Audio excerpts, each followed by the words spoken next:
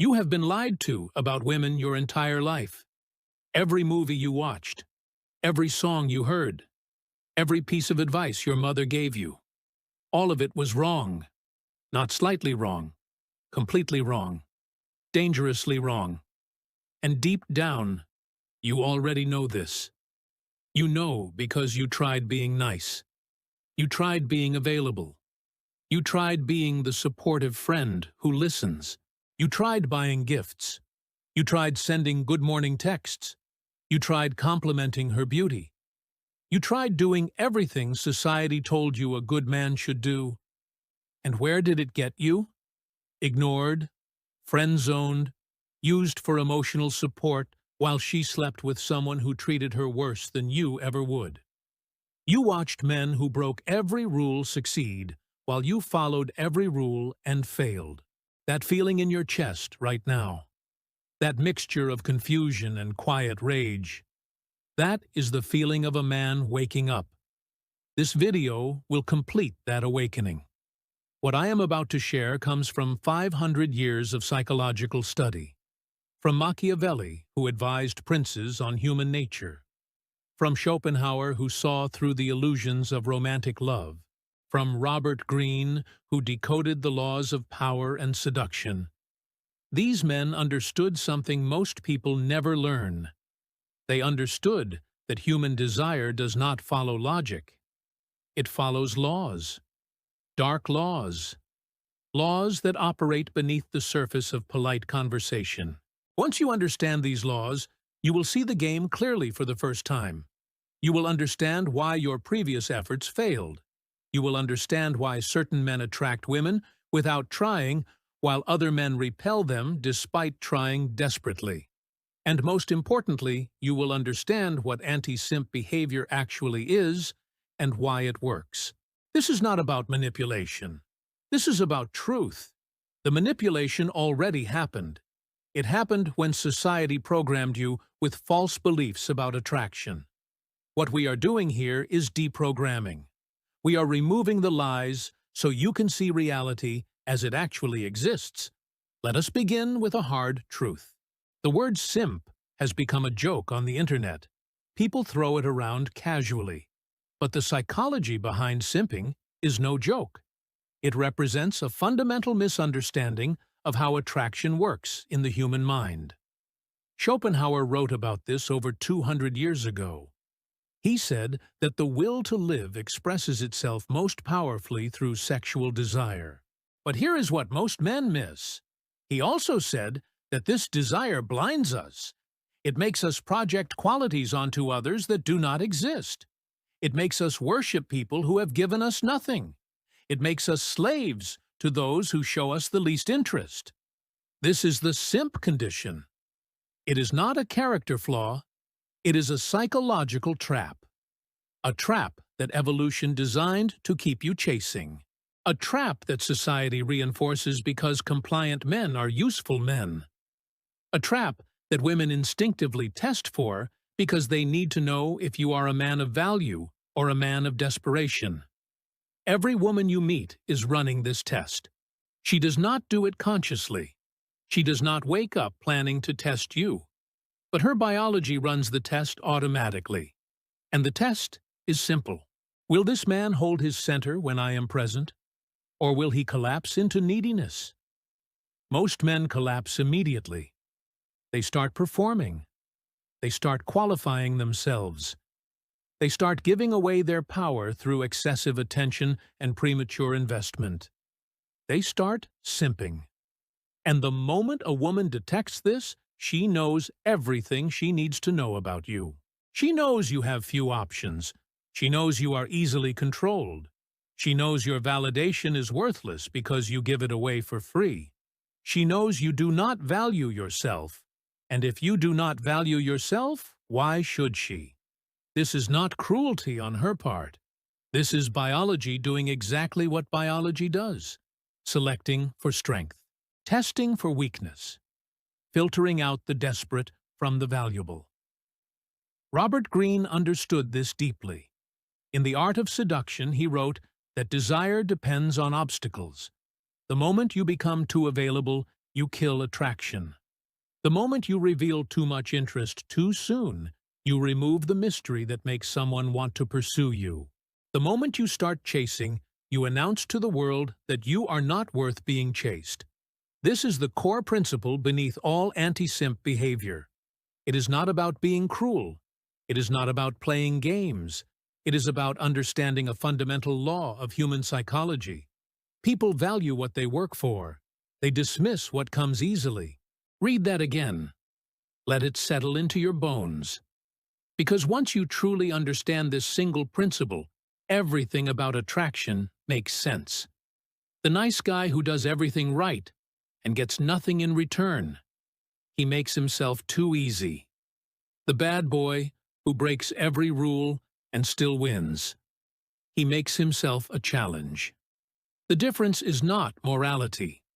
The difference is psychology. Machiavelli wrote that it is better to be feared than loved if you cannot be both. Now translate this into attraction. It is better to be desired than approved of if you cannot achieve both. And here is the dark truth. Most men chase approval. They want women to think they are nice. They want women to think they are safe. They want women to think they are good. But approval is not attraction. A woman can approve of you completely and feel nothing. She can think you are the nicest person she knows and never consider you romantically. Because nice does not create desire. Challenge creates desire. Tension creates desire. The unknown creates desire. This is where your education begins. Now we go deeper. To understand anti-simp behavior, you must first understand what women actually respond to. Not what they say they want, what they actually respond to. These are two completely different things. Schopenhauer observed that humans rarely understand their own motivations. We create stories to explain our behavior after the fact. We say we want kindness and stability.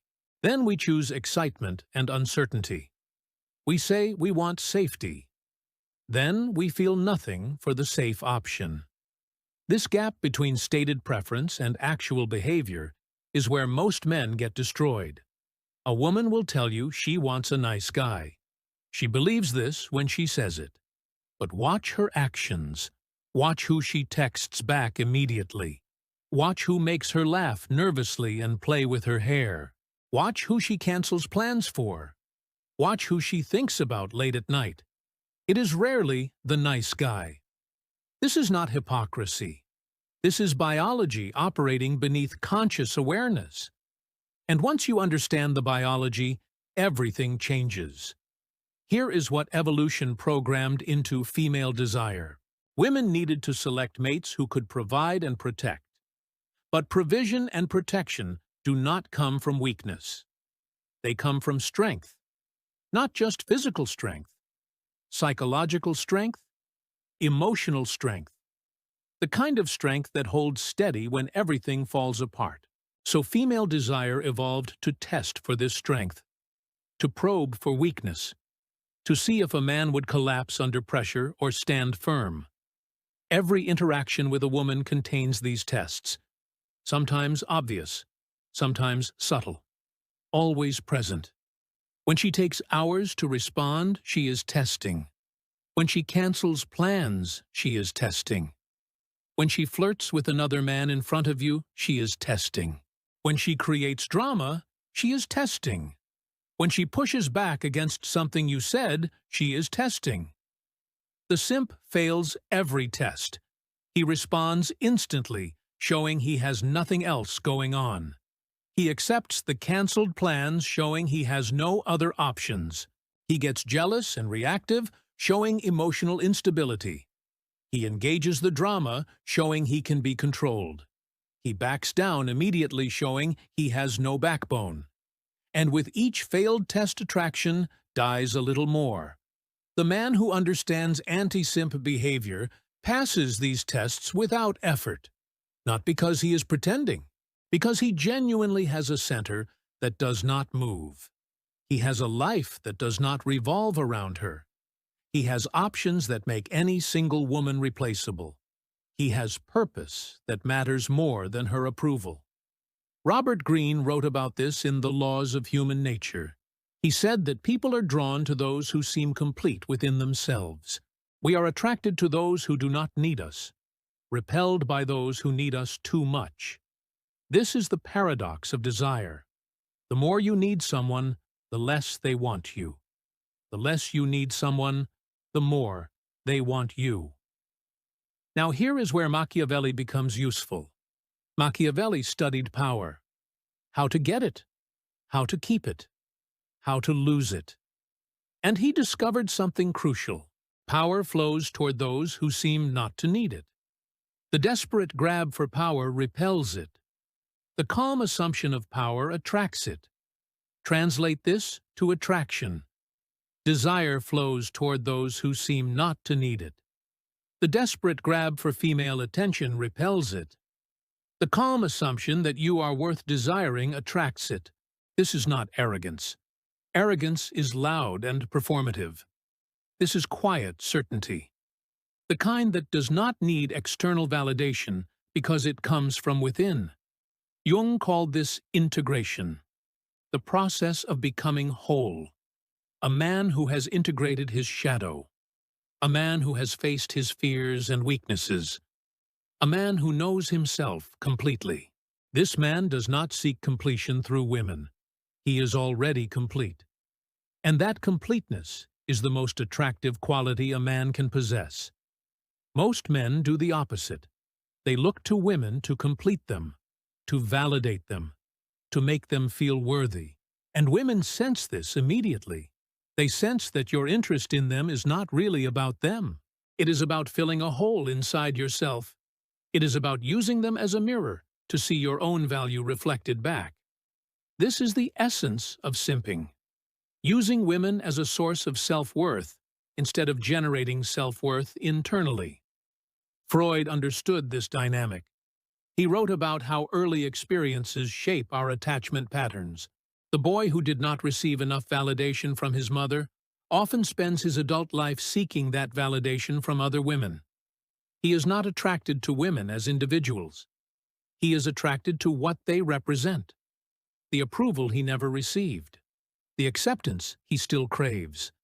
This is why some men cannot stop simping even when they know better. The behavior is not logical. It is wounded. It comes from a part of them that still feels unworthy, still feels unseen, still feels desperate for someone to finally say, "Yes, you are enough."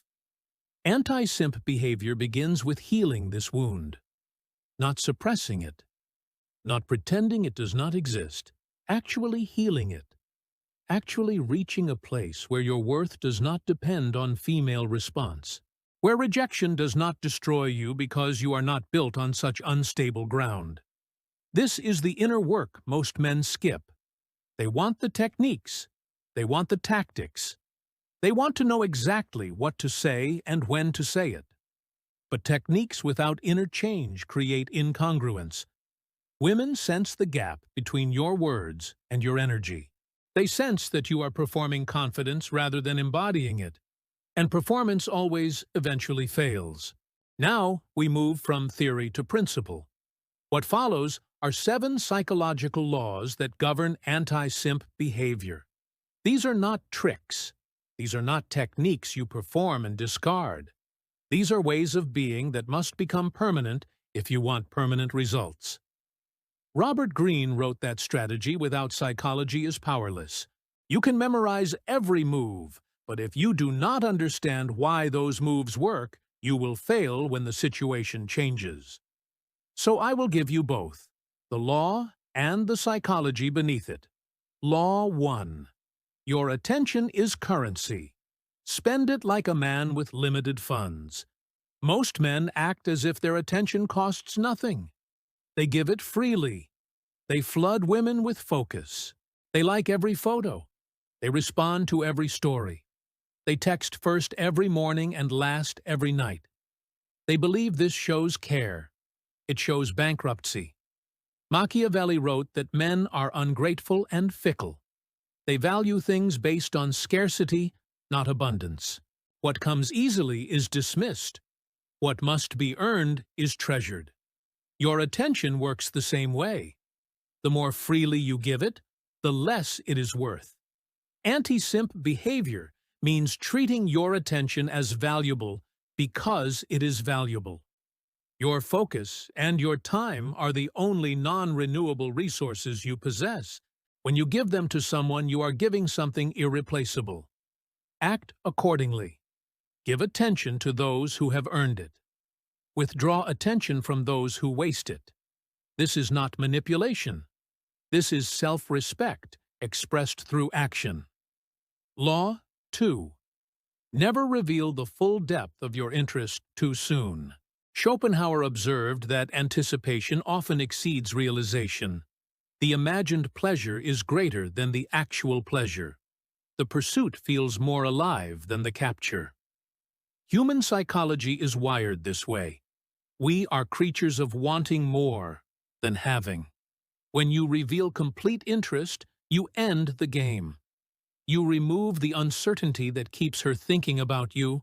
You answer every question she might have asked. You eliminate the mystery that creates obsession. Anti-simp behavior means strategic concealment. Not lying. Not pretending you feel nothing. Simply not laying all your cards on the table before the game has begun. Let her wonder. Let her guess. Let her fill in the gaps with her imagination. Her imagination will do better work than your words ever could. Law 3. Match energy. Never exceed it. This law protects you from the most common trap. The trap of investing more than she invests. The trap of caring more visibly. The trap of being the one who always reaches out first, and always responds fastest, and always shows up most. Robert Greene wrote about mirroring in seduction. He said that matching someone creates unconscious rapport. But there is a darker application. Matching energy also prevents power imbalance. When you consistently give more than you receive, you train the other person to see you as beneath them. You establish a hierarchy with you at the bottom. Anti-simp behavior means honest calibration. You give what you get. You invest what is invested in you. If she texts short, you text short. If she takes hours, you take hours. If she cancels, you accept it once and remember forever. This is not pettiness. This is equilibrium. This is refusing to work harder for someone than they work for you. Law 4. Comfort kills attraction. Tension builds it. Most men try to make women comfortable. They agree with everything. They avoid conflict. They soften their opinions to match hers. They become so smooth and frictionless that there is nothing to hold on to. Nietzsche wrote that growth requires resistance. The muscle grows by tearing. The mind sharpens through challenge. Attraction works similarly. It needs friction to survive. It needs moments of uncertainty. It needs the occasional disagreement that reminds her you are a separate person with your own thoughts. Anti-simp behavior means being willing to create discomfort. Willing to disagree when you disagree. Willing to say no when you mean no. Willing to walk away when your values are violated. This tension is not cruelty. It is honesty. And honesty creates respect. Respect creates attraction. Attraction cannot survive without it. Law 5. Never argue for her affection. The moment you find yourself explaining why she should choose you, the game is already lost. Persuasion signals desperation. If your value was obvious, you would not need to advertise it. The need to convince reveals that you are not convinced yourself. Machiavelli wrote that the prince who must constantly justify his rule is no prince at all. His power depends on the consent he has to beg for. True power needs no justification. It simply exists, and others respond to it. When you catch yourself building a case for your own worth, stop immediately. Recognize what is happening. You are supplicating. You are begging. You are trying to logic someone into feeling something they do not feel. This never works. Attraction is not a debate to be won. It is a fire that either ignites or does not. Law 6. Her emotions are not your responsibility. This law frees you from the heaviest chain simps carry. The belief that they must manage female emotions, that they must fix her sadness, calm her anxiety, solve her problems, bear the weight of her inner world on their shoulders. Epictetus taught that we control only our own minds. The emotions of others are outside our power. When you take responsibility for things outside your power, you guarantee your own suffering. You become a hostage to moods you cannot control. Anti-simp behavior means empathy without absorption. You can care without carrying. You can listen without fixing. You can be present without becoming her emotional servant. Law 7 comes next, and it changes everything. Law 7. Your purpose must be larger than your desire for her. This is the master law, the law beneath all other laws. Every principle I have shared flows from this single truth. When your purpose is strong, the other laws become effortless. When your purpose is weak, no technique will save you. Nietzsche wrote about the will to power. Not power over others, but power over yourself. The drive to become what you are capable of becoming. The force that pushes a man to build and create and grow beyond his current limitations. This drive must sit at the center of your life. Not women, not relationships, not the approval of anyone outside yourself. When purpose leads, everything else follows. You stop obsessing over her text because you have work that matters. You stop analyzing her behavior because your mind is occupied with meaningful problems. You stop seeking validation because you are too busy validating yourself through action and achievement. Robert Greene observed that seduction requires a kind of detachment, not coldness, not indifference, but the ability to step back, to see the game from above, to avoid being consumed by desire. This detachment is impossible without purpose. Without something that grounds you outside of romance, you will always be pulled into obsession. You will always simp because you have nothing else to fill the void. Here is the dark truth most men refuse to accept. Your desperation is visible. You think you hide it. You think your carefully worded texts conceal your neediness. You think your performed coolness masks your anxiety. It does not. Women read your energy beneath your words. They feel your desperation like a frequency in the air, and that frequency repels them. Purpose changes the frequency. It shifts something fundamental in how you carry yourself. You stop performing confidence and start radiating it. You stop pretending you have options and start actually having them. You stop acting like a man of value and start being one. Now we enter darker territory. Jung wrote extensively about the shadow, the part of ourselves we deny and suppress, the parts we find unacceptable, the anger we pretend we do not feel, the ambition we mask with false humility, the sexuality we hide behind politeness. Most nice guys are shadow deniers. They have pushed down every aggressive and competitive instinct to become safe and acceptable. They have amputated parts of themselves to fit an image. And women sense this incompleteness. They sense something hidden, something suppressed, something inauthentic. This is why women often choose men who seem dangerous over men who seem safe. It is not that they want to be hurt. It is that dangerous men appear whole. They have integrated their shadow. They own their aggression instead of hiding it. They acknowledge their darkness instead of pretending it does not exist. Anti-simp behavior requires shadow integration. You must reclaim the parts of yourself you have denied. The part that gets angry when disrespected. The part that wants to compete and win, the part that refuses to be walked over, the part that has standards and enforces them without apology. This does not mean becoming cruel. Cruelty is shadow possession, not shadow integration. When the shadow controls you, it destroys everything. When you control the shadow, it becomes power.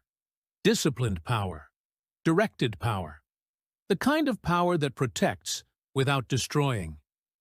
Freud understood that repression creates neurosis. What you push down does not disappear. It festers. It leaks out in distorted ways. The man who represses his aggression becomes passive-aggressive. The man who represses his standards becomes resentful. The man who represses his needs becomes manipulative in how he tries to meet them. The simp is often a deeply repressed man. He has learned that his authentic self is unacceptable. He has learned to perform niceness to gain approval. But the performance exhausts him. And somewhere beneath the surface, rage builds. Rage at himself for being weak. Rage at women for not seeing his sacrifice. Rage at the world for rewarding men who break the rules he follows. This rage must be acknowledged, not acted upon destructively. Acknowledged, felt, understood, and then channeled into purpose, into building something, into becoming someone, into the work of self-creation that transforms a boy into a man. Schopenhauer wrote that suffering is the direct experience of the will being obstructed. When you want something and cannot have it, you suffer. The simp suffers constantly because he wants female approval and structures his entire life around obtaining it. When it does not come, and it rarely comes, he is destroyed. Anti-simp behavior removes female approval from the center. It places purpose there instead. And purpose can always be pursued. Purpose does not reject you. Purpose does not play games. Purpose does not test you to see if you are worthy. Purpose simply waits for you to show up and do the work. When purpose sits at your center, you become rejection-proof. A woman can walk away and you feel the sting, but you do not collapse. You do not question your worth. You do not spiral into obsession. You simply return to your work. You return to the thing that defines you beyond any relationship. This is freedom. Real freedom. The freedom that makes anti-simp behavior effortless. Because you are no longer fighting against your own desperation. The desperation has been replaced by direction. The neediness has been transformed into drive.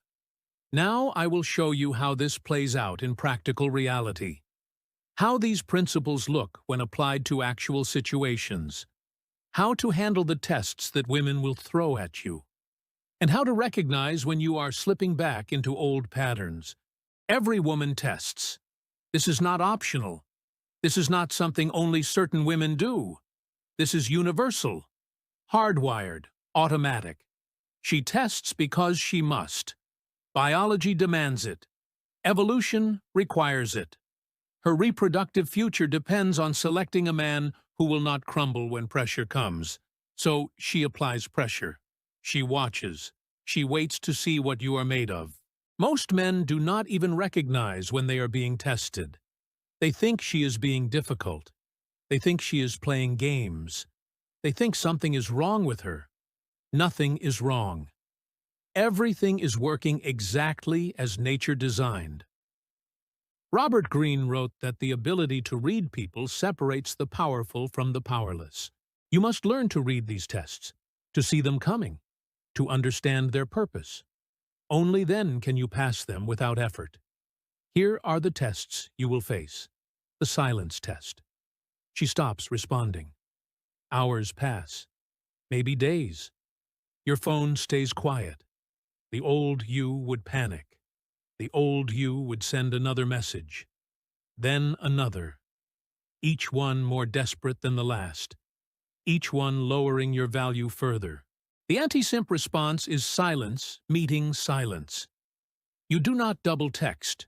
You do not ask if she received your message. You do not create excuses on her behalf. You continue living your life. You focus on your purpose. If she returns, she returns. If she does not, you have lost nothing because you never had anything. Machiavelli wrote that the first method for estimating the intelligence of a ruler is to look at the men around him. Apply this to yourself. How you respond to silence reveals your intelligence. The intelligent man recognizes the test and refuses to fail it. The fool chases and confirms every negative assumption she was testing for. The jealousy test. She mentions another man. She talks about an ex. She flirts with someone in front of you. She wants to see if you will react, if you will become possessive, if you will show that your emotional stability depends on her exclusive attention. The anti-simp response is calm indifference, not performed indifference. Actual indifference rooted in abundance. You are not threatened because you do not need her. You have options. You have purpose. One woman's attention or lack of it does not determine your mood. This does not mean you accept disrespect. If a woman you are seriously involved with crosses clear boundaries, you address it directly and without emotion. You state your standard. You enforce your standard. And if she continues, you walk away.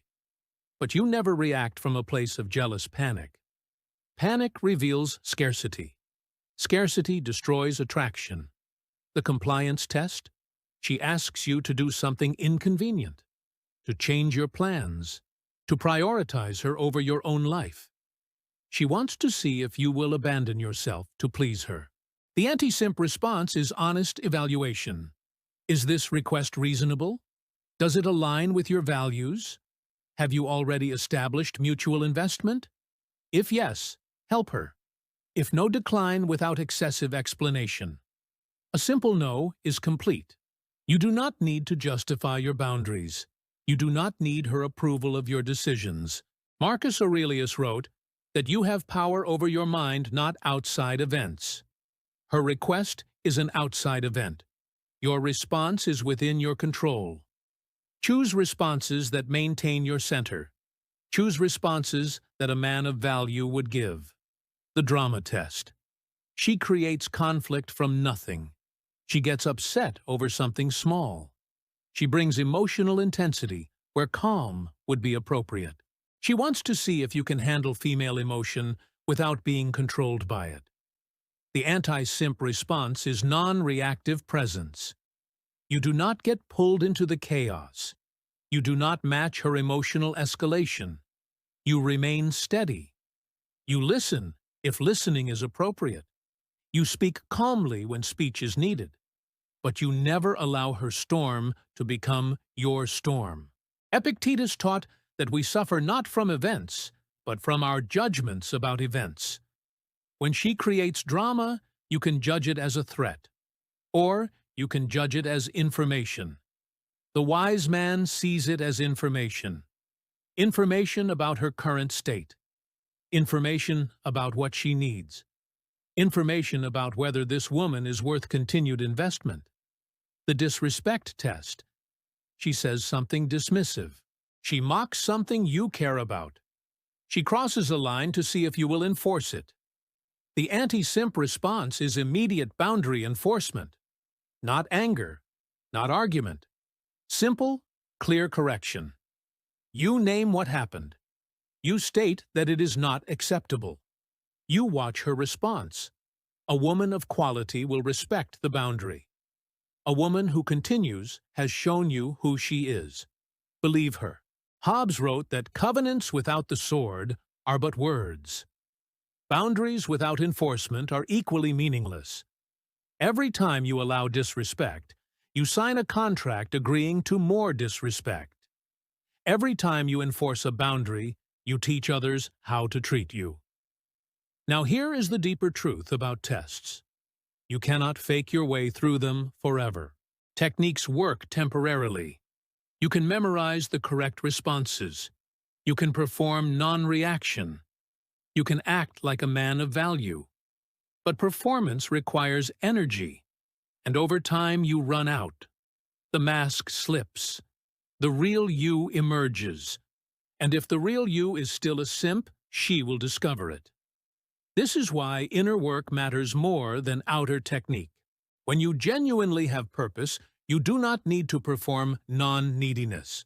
When you genuinely have options, you do not need to fake abundance. When you genuinely have standards, you do not need to pretend you have boundaries. The goal is not to learn anti-simp behavior. The goal is to become an anti-simp at the level of identity.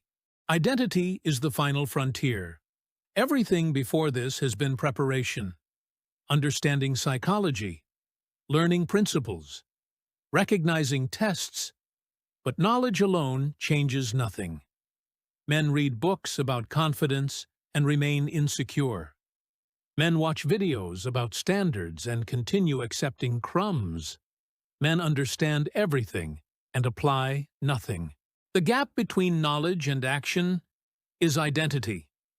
You act according to who you believe you are, not who you wish you were, not who you pretend to be, who you actually believe yourself to be in the quiet moments when no one is watching. The simp believes he is unworthy. This belief was installed early. Perhaps a father who withheld approval. Perhaps a mother who gave love conditionally. Perhaps early rejection that scarred deeper than he admitted. Perhaps a culture that taught him his value depends on female validation. Whatever the source, the belief took root. And from that root, all simp behavior grows. You cannot prune the branches while the root remains. You cannot change behavior while the belief stays intact. This is why techniques fail. They address symptoms, not causes. They paint over rust instead of removing it. Jung wrote that until you make the unconscious conscious, it will direct your life, and you will call it fate. Your unconscious beliefs about your own worth are directing your behavior. Every desperate text, every ignored boundary, every time you abandon yourself to keep her happy, all of it flows from a belief you may not even know you hold. The work now is excavation, digging down to find the belief, exposing it to light, examining it honestly, and then choosing differently. Here is a truth that will disturb you. Your unworthiness is a story, not a fact. A story you were told and decided to believe. A story that felt true because you were young when you learned it. A story that has been running your life like a program you forgot you installed. Albert Ellis developed a form of therapy based on this insight. He said that between an event and your emotional response, there is a belief. Change the belief and you change the response. The event itself has no power, only the interpretation you give it. When a woman rejects you, the event is neutral. One human declined continued contact with another human. That is all. But your belief interprets this event. If you believe you are unworthy, rejection becomes proof. It confirms what you already suspected. It triggers the deep wound, and you spiral. If you believe you are worthy, rejection becomes information. One human was not a match for another human. That is all. You feel the sting because you are human. Then you continue. You do not question your core value because your core value was never on the table. This is the shift that makes anti-simp behavior permanent. When worthiness is your foundation, neediness cannot grow. There is no soil for it. You do not chase validation because you are not missing validation. You do not fear rejection because rejection cannot touch what you know to be true. Now I will tell you how to build this foundation. Not theory. Practice. First, you must audit your internal dialogue. For 1 week, notice every thought you have about yourself in relation to women. Write them down. Be honest. No one will see this but you. You will discover patterns. repeated phrases, habitual self-criticisms, assumptions you did not know you were making. Schopenhauer wrote that we can do what we will, but we cannot will what we will. Your automatic thoughts reveal what you actually believe beneath your conscious intentions. These thoughts are data. Treat them as such. Second, you must challenge each pattern with evidence. Your mind tells you that you are not attractive enough. What is the evidence? Actual evidence. Not feelings, not assumptions. Actual experiences where this proved true versus experiences where this proved false. You will find the belief is not as solid as it felt. Third, you must take actions that contradict the old identity. This is where most men fail. They try to think their way to change. But identity is built through action, not contemplation. You must do things that a worthy man would do, even when you do not feel worthy, especially when you do not feel worthy. Enforce a boundary you would normally let slide. Walk away from a situation you would normally tolerate. Say no to a request you would normally fulfill out of fear. Each action deposits evidence into your new identity. Each action proves to your nervous system that you can be this man. Fourth, you must build genuine purpose. I have said this before because it cannot be said enough. Without purpose, you will always seek completion through women. Without purpose, you will always have excessive energy to pour into romantic obsession. Without purpose, every woman becomes too important because you have nothing else of importance. Find work that challenges you. Find problems that fascinate you. Find goals that require years of effort. Fill your life with pursuits that matter so completely that romance becomes a complement, not a foundation.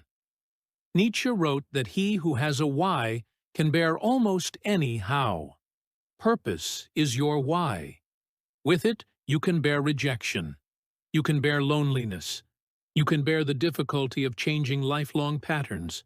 Without it, you will abandon this work the moment it becomes uncomfortable. The transformation I am describing is not easy. It will take months, maybe years. You will fail repeatedly. You will catch yourself simping and feel the familiar shame. This is normal. This is part of the process. What matters is not perfection. What matters is direction. Are you moving toward the man you want to become? Then you are succeeding even when you stumble. Now we arrive at the darkest truth of all. Everything I have taught you can be used for destruction or creation. The same knowledge that frees you from simping can be used to manipulate others. The same principles that build genuine confidence can be twisted into performance and exploitation. You stand at a crossroads. What you do with this knowledge reveals who you actually are. Machiavelli has been misread for 5 centuries. People see him as an advocate for cruelty. He was not.